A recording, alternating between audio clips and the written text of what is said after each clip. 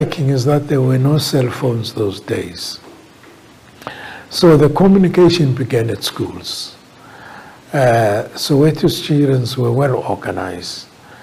I remember one of the schools that was organized was Morris Isaacson in Soweto. Their leaders were very intelligent, and in small groups they would organize in schools, and then it went throughout Soweto, and it went into ears of everybody, and it was quick. Hundreds of students were shot dead during the bloody protests that rocked Soweto for 3 days. Official figure puts the number of those dead at 176. However, some believe those killed were between 700 and 1,000. In the heart of Orlando West stands the Hector Peterson Museum that is 2 blocks away from where a 12-year-old primary school pupil, Hector Peterson, was shot dead. There was a doctor by the name of Dr. Edelstein. Mboisa, the guy that carried Hector Peterson, intended taking Hector Peterson to Dr. Edelstein. Unfortunately, he had already passed on, but Mboisa was not aware. Then we got to Dr. Edelstein. He looked at him and he could see he was dead.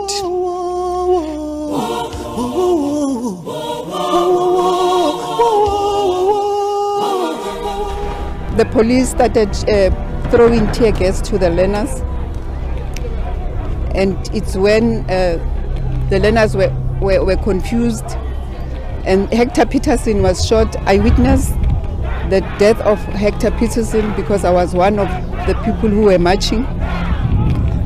We were stopped at Hector Peterson Square, where all of us were confused, and then we started throwing stones to the Caspers so that they stop killing our learners. The picture of an injured Peterson being carried away by a student by the name Mbuyisa Mahubo as his helpless sister Antoinette Peterson followed while screaming was taken by photographer Sam Nzima,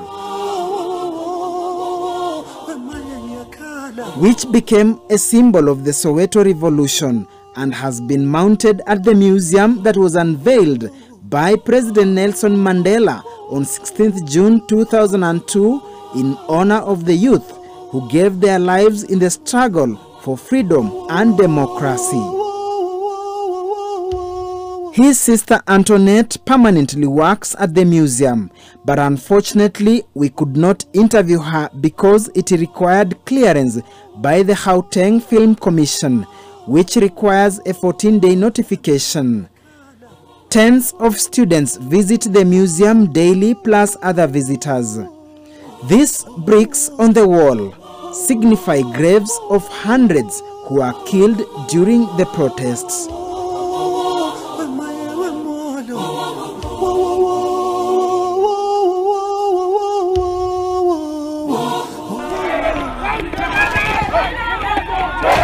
But then they came shooting.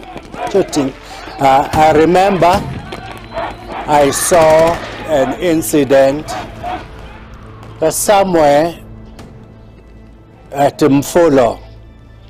They were in a Casper shooting youngsters, then pick them up, not even like dogs, threw them into the Casper. It is 47 years down the line, but the many painful memories are still raw. Mlaba survived by a whisker. It was for the first time I saw corpses.